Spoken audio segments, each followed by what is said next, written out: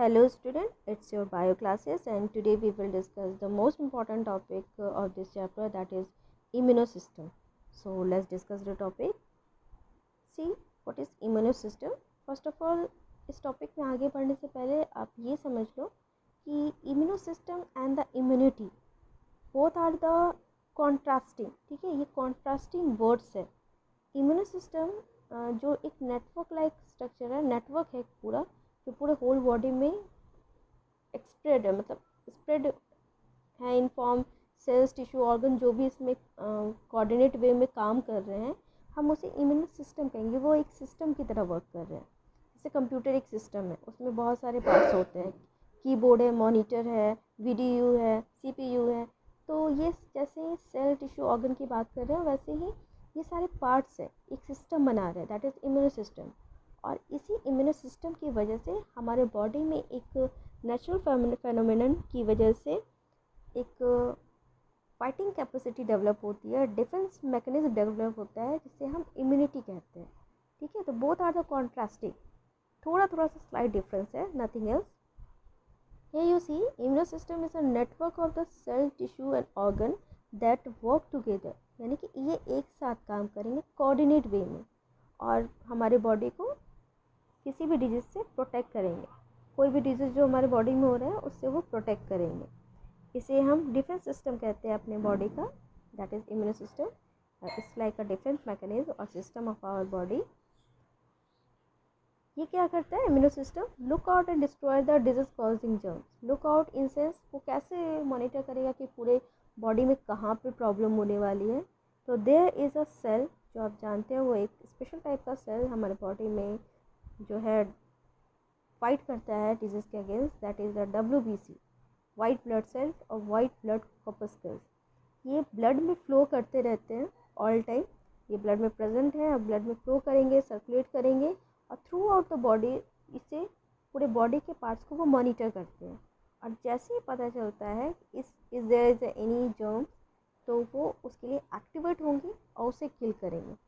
या तो किल करेंगे या तो उसका जो पर्टिकुलर वो ग्रोथ है उसे वो चेक कर देंगे, यानी रोक देंगे।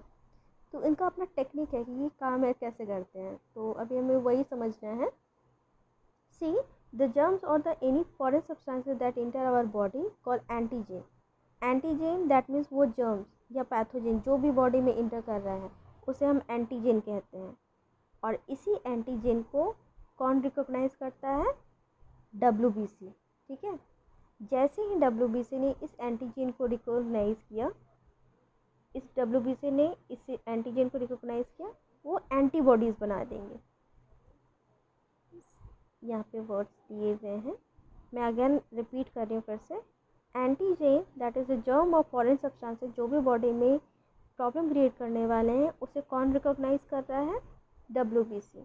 ठीक है, WBC ब्लड में सर्कुलेट होते हुए इस एंटीजन को रिकॉग्नाइज करेगा और एंटीबॉडीज़ बनाएंगे, इसके अगेंस्ट एक एंटीबॉडीज़ बनाएंगे जो क्या करेगा? उस एंटीजन को लॉक कर देगा।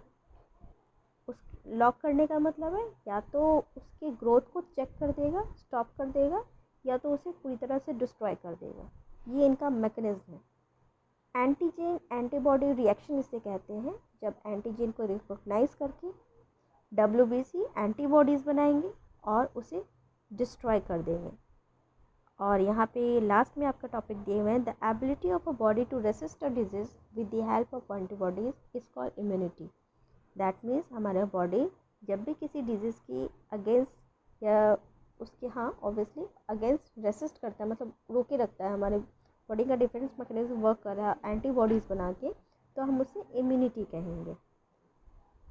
स्पेसिफिक मेथड है कि कैसे हम अपने इम्यून सिस्टम को स्ट्रॉन्ग कैसे कर सकते हैं। तो यहाँ पे कुछ पॉइंट्स दिए हुए हैं। The above method were just general wares of preventing any disease. ये जो अभी बताया गया ये जनरल मेथड है, ये ऐसे ही नॉर्मली फंक्शन होते हैं। कुछ स्पेसिफिक वर्क है कि कैसे हम इम्यून सिस्टम को और डेवलप कर सकते हैं। जनरल सिस्टम में तो हम मेडिसिन भी लेते हैं जो एंटीबॉडीज़ बनाएंगे बॉडी में और हमें डिफेंस करेंगे। तो स्पेसिफिक मेथड में क्या आएगा? ये तो जनरल मेथड था जो अभी डिस्कस किया। स्पेसिफिक मेथड में क्या आएंगे? Yes, it's a vaccination. अभी की जो पेंडेमिक सिचुएशन है, जो कोरोना की प्रॉब्लम चल रही है, ये जनरल वेज से फुलफ़िल नहीं किया जा सकता। जैसे जनरल वेज में हाइड्रोक्सीक्लोरोक्विनीन को यूज़ किया जा रहा है just for suppressing the disease, उस डिजीज़ को सप्रेस करने के लिए। लेकिन लंग्स की जो इन्फेक्शन है उसे सप्रेस किया जा सकता है, उसके इफ़ेक्ट को पूरी तरह से फिनिश करने के लिए, जो वायरस का जो इन्फेक्शन हो रहा है उसे पूरी तरह से फिनिश करने के लिए हमें स्पेसिफिक मेथड की ज़रूरत है, जो हमें वैक्सीन के थ्रू ही मिल सकती है। क्योंकि अभी आप न्यूज़ पे सुनते होंगे कि फिर से चाइना में कुछ केसेस मिल रहे हैं, अब तो सिम्टम्स भी समझ में नहीं आ रहे हैं। These are the some points कि जब हमें पता ही नहीं चल रहा है कि उसकी मेन सिम्टम्स क्या हैं और वो उसका मेन कैरेक्टरिस्टिक क्या है, क्योंकि वो अपना कैरेक्टरिस्टिक बार बार चेंज कर रहा है। That have a mutant gene, वो बार बार अपने कैरेक्टरिस्टिक को चेंज करके अलग प्रोटीन बनाएगा, अलग डिजीज़ क्रिएट करेगा। तो उस पर्टिकुलर जो जर्म्स है, जो वायरस है, उसके मेन रूट सिस्टम को ही फिनिश कर दिया जाए। दैट मीन्स उस वायरस का जो प्रोटीन कोट है, अगर उसे ही डिस्ट्रॉय कर दिया जाए वैक्सीन के थ्रू, तो ये परमानेंट इलाज है, ये परमानेंट एक सीक्वेंस है जिसे जिसे अल्टीमेटली यही करना है एक्चुअली। सिर्फ दवा के भरोसे नहीं हो सकता है, इसलिए ओके हम टॉपिक पे आते हैं। Whenever our body is affected by a disease, our immune system not only fight against but it also remember how to respond. And the same diseases causing microbes affect our body the next time. ये बहुत important topic है, ये चीज़ समझने वाली है। मैंने पहले भी बताया कहीं पे वीडियोस में, बट मैं यहाँ पे फिर से रिपीट करूँ क्योंकि हम इम्यून सिस्टम को अच्छे से समझने की कोशिश कर रहे हैं। तो इस चीज़ को आप जानो कि इम्यूनो सिस्टम जो हमारी बॉडी में डेवलप हुआ है, सिर्फ उस पर्टिकुलर डिजीज़ के अगेंस्ट काम ही नहीं करता है, उसे वो रिकॉग्नाइज भी करता है, याद रखता है। इन दैट सेंस मैं एक एग्जांपल यहाँ बता रही हूँ। मान लो कोई डिजीज़ है, फॉर एग्जांपल हम पोलियो वायरस लेते हैं, ठीक है। पोलियो क्योंकि वायरस की वजह से हो रहा है, तो हम एक डिजीज़ ले रहे हैं पोलियो। पोलियो एक डिजीज़ है और इसके लिए बहुत सारे मतलब सोशल वर्क भी चलाए गए थे। पहले के टाइम में ये काफ़ी ज़्यादा पेंडेमिक डिजीज़ बताया गया था और इंडिया में इसमें बहुत सारे मूवमेंट्स किए गए हैं। तो पोलियो एक वायरस की वजह से होता है जिसका नाम है पोलियो वायरस। मैं यहाँ पी वायरस लिखती हूँ, ठीक है। P virus that is polio virus की वजह से हो रहा है। जैसे ही ये बॉडी में इन करेगा, ये किसी भी होस्ट बॉडी में इन करता है पोलियो वायरस, तो वो डिफॉर्मिटीज़ करता है, उसके स्केलेटल सिस्टम को डिफॉर्म कर देता है। तो यहाँ पे WBC का वर्क क्या हुआ, एक्चुअली WBC फाइट कर सकते एक बार के लिए इसे मारने के लिए, लेकिन वायरस को सिर्फ एंटीबॉडीज से किल नहीं किया जा सकता। तो हम अगर इसे वैक्सीन की वेज में अगर समझें, वैक्सीन की वेज में अगर इसे समझना है हमें, तो जैसे ही WBC ने नॉर्मल फाइट किया और नॉर्मल अगर बैक्टीरिया फंगी वगैरह है तो उसे डिस्ट्रॉय कर दिया। बट अगर पोलियो वायरस के वैक्सीन दिए जाए किसी पेशेंट को, तो वो क्या करता है, एक टी सेल बनाता है, एक बी सेल बनाता है, ठीक है। टी एंड बी सेल्स अपने अपने फंक्शंस करते हैं। जैसे टी सेल एक मेमोरी सेल बनाएगा और एक टी सेल बनाएगा। टी सेल जब डिवाइड होगा तो वो एक टी सेल भी बनाएगा और मेमोरी सेल भी बनाएगा। ये जो मेमोरी सेल है एक्चुअली, ये मेमोरी सेल क्या करता है, इस पोलियो वायरस को याद करके रखेगा, रिकॉग्नाइज करके रखेगा, और ये टी सेल उससे फाइट करेंगे। पर्टिकुलर जो वो पोलियो वायरस है, इससे ये फाइट कर रहा है और इसे किल कर रहा है या स्टॉप कर रहा है इसकी ग्रोथ को। और जब ये स्टॉप कर देगा तो पोलियो वायरस हमारे बॉडी को इफेक्ट नहीं कर पाएंगे, और ये जो एम सेल है दैट इज़ मेमोरी सेल, इसे याद करके रखिएगा। जैसे ही नेक्स्ट टाइम अगर बाई चांस फिर से ये पोलियो वायरस बॉडी में इन करेगा, तो ये जो मेमोरी सेल है, ये मेमोरी सेल उसे याद करके रखा है उसने, वो अचानक से एक्टिवेट होगा और इसे फिर से किल कर देगा, और आगे जाके फिर से टी सेल बनाएंगे और एम सेल बनाएंगे याद रखने के लिए। एज अ होल ये टी सेल और एम सेल का सीक्वेंस चलते रहेगा कि टी सेल ने मेमोरी सेल बनाया और एक टी सेल बनाया, ठीक है। मेमोरी सेल ने अगर उसे रिकॉग्नाइज किया तो उसे कट किया, यानी कि फिर से किल किया, and again T and M cells बनाए और फिर से वो उसे याद करके रखेगा, फिर टी सेल्स आगे टी सेल एम सेल्स बनाएंगे। ऐसे ये सीक्वेंस चलते रहता है। तो जैसे ही वो माइक्रोब्स बॉडी में फिर से इन करेंगे तो ये एक्टिवेट होते रहेंगे और उसे किल करते रहेंगे ऑल द टाइम। वैक्सीनेशन ये प्रोसेस है, और वैक्सीनेशंस में कोई दवा नहीं दी जाती है, ये एक टाइप का एजेंट ही है, माइक्रोब्स ही है जो बॉडी में इंजेक्ट किया जाता है actually. Similarly vaccines contain an agent that is similar to the disease causing agent. Yes, मैं अभी यही बोल रही थी कि वैक्सीनेशन में कोई दवा नहीं दी जाती, वो उसी एजेंट के सिमिलर होता है जो उस माइक्रोब्स को किल कर सके, और ये बॉडी में इंटर करवाया जाता है जिसकी वजह से वो उसके अगेंस्ट फाइट कर सके और उसे किल कर सके। हम वैक्सीन में ऐसे माइक्रोब्स को या एंटीजन को इंजेक्ट करेंगे जो इसका तोड़ है, मतलब जो वायरस इन कर रहा है उसके अगेंस्ट ये फाइट कर सके। ठीक है, तो हम ऐसे ही पर्टिकुलर उस एंटीजन को चूज़ करेंगे जो उसके अगेंस्ट फाइट कर सकेगा। Vaccines today vaccines are available for enhancing the immune system. Obviously बहुत सारे वैक्सीन अभी निकाल दिए गए हैं, जैसे पोलियो, चिकन पॉक्स, मीजल्स यहाँ दिया हुआ है, और भी बहुत सारे वैक्सीन्स हैं जो डिजीज़ के लिए अप्लाई किए गए हैं। और आज की डेट में छोटे बच्चों को मोस्टली वैक्सीन ही लगाए जाते हैं, उन्हें नॉर्मल डिजीज़ के लिए भी वैक्सीन दे दिए जाते हैं ताकि प्रॉब्लम नहीं हो। ये एक्चुअली एक डाटा है, मैंने पहले भी एक डाटा भेजा था, तो उसमें स्टूडेंट्स को कन्फ्यूज़न था कि कौन सा राइट डाउन करना है कौन सा नहीं। तो यहाँ सजेस्ट करूँगी कि आप वैसे ही डिजीज़ को राइट डाउन करें जो कॉमन है। ठीक है, तो ये एक बुक में मुझे मिला है, तो मैं ये सेंड कर रही हूँ आपको, मैं यूडिटी के थ्रू भी सेंड कर दूँगी। Here is name of the disease, positive organism, mode of transmission, symptoms, preventive measures, ये सारे एक ब्लॉक में दिए गए हैं।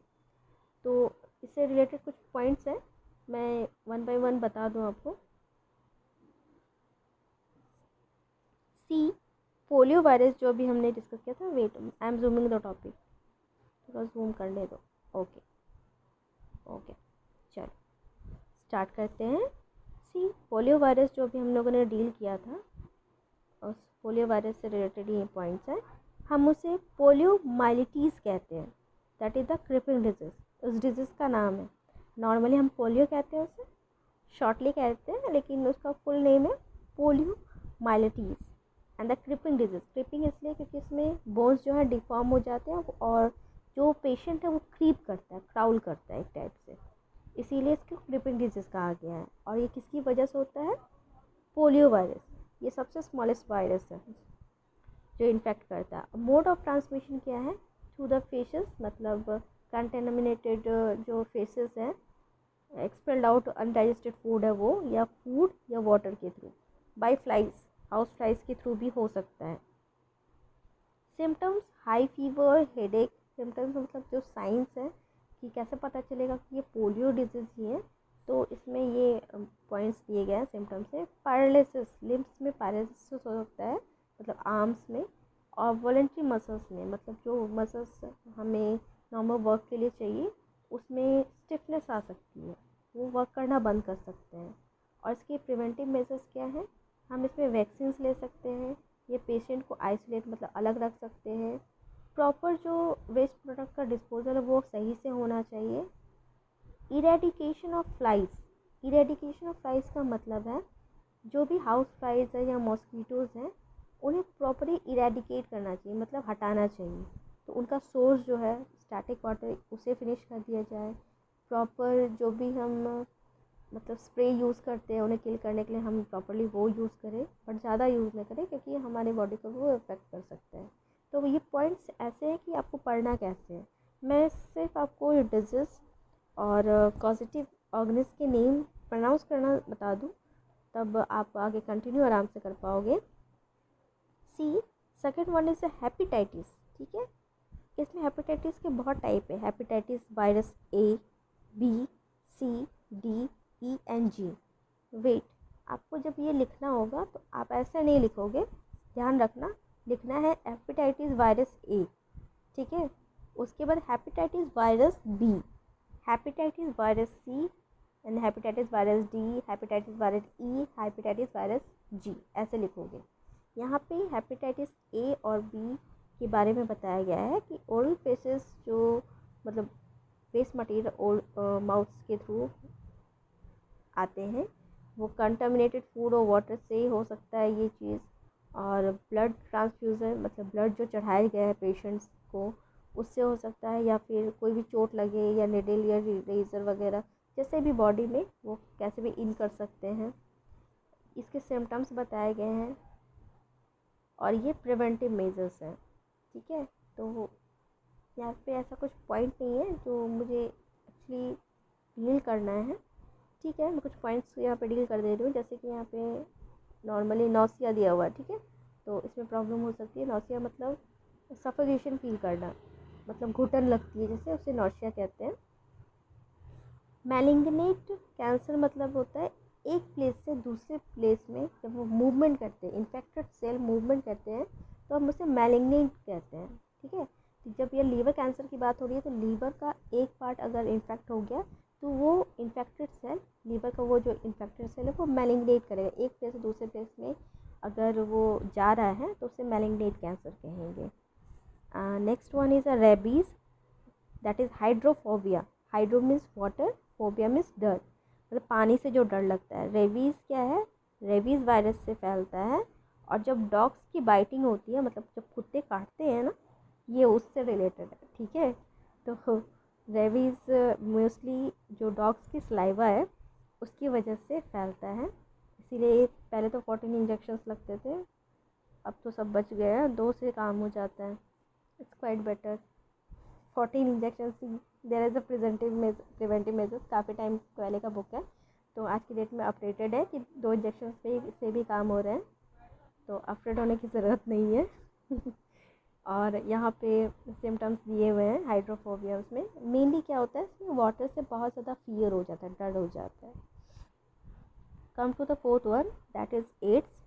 ये भी एक टाइप का पेंडेमिक डिजीज़ था काफ़ी टाइम पहले, आज के टाइम जैसा ही ये एक डिजीज़ था, बट इसके मेन कॉजेज़ को जब फाइंड आउट कर लिया गया तो इस पर मतलब रोक लगाना बहुत आसान हो गया है, इसके सिम्टम्स समझ में आ गए। लेकिन आज के सिचुएशन में जो बार बार फ्लक्चुएशन हो रहे हैं सिम्टम्स साइंस के, तो इस वजह से प्रॉब्लम हो रही है। एड्स क्या है? HIV, that is human immuno virus से फैलता है। That is a physical contact, in types of contact जो कंटामिनेशन फैला सकते हैं।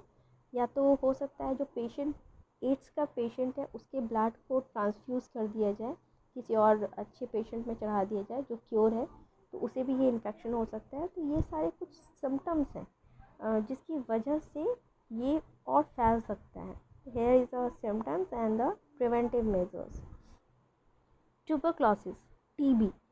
टीबी का शॉर्ट फॉर्म है, ट्यूबरक्लोसिस टीबी का एलोब्रेट फॉर्म है टीबी। ध्यान रखना, इट्स नॉट वी नहीं है, ये टेलीविज़न नहीं है।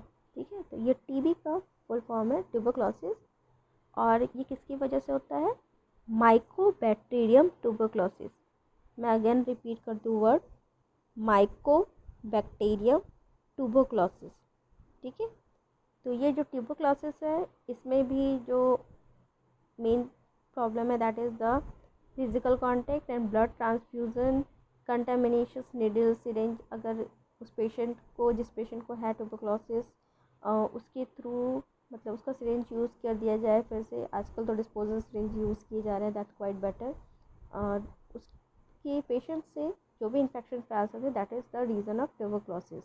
इसमें भी साइन एंड सिम्टम्स दिए गए हैं। And the preventive measures you have to read once, and you have any problem then you have to ask from the UDT। अगर कोई प्रॉब्लम होगी तो पूछना UDT से। Sorry, see the word septum दिया हुआ है। सेप्टम इज़ अ डिवीज़न, ये लेयर्स को कहते हैं। अगर उससे भी इन्फेक्शन उस लेयर में डिवीज़न जो हो रहा है, ऑर्गन के जो डिवीजन्स हो रहे हैं उस लेयर्स में इन्फेक्शन हुआ तो भी हो सकता है। इस वर्ड का मीनिंग ये है। ना come to the typhoid. Typhoid जिसकी वजह से हो रहा है that is called salmonella typhi. ये वर्ड्स के नेम है, उस पर्टिकुलर वायरस के नेम है सैल्मोनेला टिफी। ये कंटामिनेटेड फूड एंड वाटर से होता है। इसके साइन एंड सिम्टम्स यहाँ दिए हुए हैं। प्रिवेंटिव मेजर्स क्या होंगे? Diarrhoea, that is E coli. अब ई कोलाई का जब सर्च करोगे तो इसका फुल फॉर्म मिलेगा इसिचेरिया कोलाई। जिन्हें जानने का मन है आप नेट पर सर्च कर सकते हो। इसीचीरिया कोलाई, इसकी वजह से डायरिया होता है, जो नॉर्मल डिसेंट्री वगैरह काफ़ी होती है, that is the reason, E coli की वजह से। या फिर सिंगलेला स्पीसीज सैल्मोनेला कैम्फिटोबैक्टर, ये नेम है उस पर्टिकुलर कॉजेटिव एजेंट्स के। और इनका इन्फेक्शन करने का जो मोड है that is food, contaminated food होगा, या फिर ओरल फेसिस रूट के थ्रू, या वेक्टर्स जो भी हैं। फ्रिक्वेंटली लूज मोशन जिसमें होता है, डिहाइड्रेशन हो जाती है जिसमें ओआरएस का घोल बोला जाता है पीने के लिए। ओरल रिहाइड्रेशन सॉल्यूशन ओआरएस का फुल फॉर्म है, जानना चाहिए, आपको बुक्स में मिलेगा कहीं ना कहीं। तो ओरल रिहाइड्रेशन सॉल्यूशन को यहाँ यूटिलाइज़ किया जा सकता है प्रिवेंटिव मेजर्स में। एंड द लास्ट वन जो कि सब जानते हैं, still I am telling you, malaria, जो प्लाज्मोडियम स्पीसीज़ की वजह से होता है। और हमारे घर में जो मॉस्किटो है एनाफीज फीमेल मॉस्किटो, ये इस पे सर्वाइव करता है, जिसकी वजह से ये ज़्यादा स्प्रेड हो रहा है। मोड ऑफ ट्रांसमिशन एनाफीज मॉस्किटो ही है। और उसके साइनस सिम्टम्स वही बहुत सारे हैं, जैसे कि ठंड लगती है, फिर फीवर हो जाता है, हेडेक होना, so many things. And preventive measures हमें क्या यूज़ करना है, सबसे पहले तो इरेडिकेट करना है मॉस्किटो को, घर से इरेडिकेट कर दो, हटा दो उसकी कोई भी रीज़न को, नेट यूज़ करो, मॉस्किटो नेट होता है, वो सब प्रिवेंटिव मेजर्स भी यहाँ बताए गए हैं। तो एज अ होल आप इस टॉपिक को एक सीक्वेंस की तरह ले सकते हैं, एक एग्जांपल्स की तरह ले सकते हैं कि किसी डिजीज़ को आपको कैसे पढ़ना है।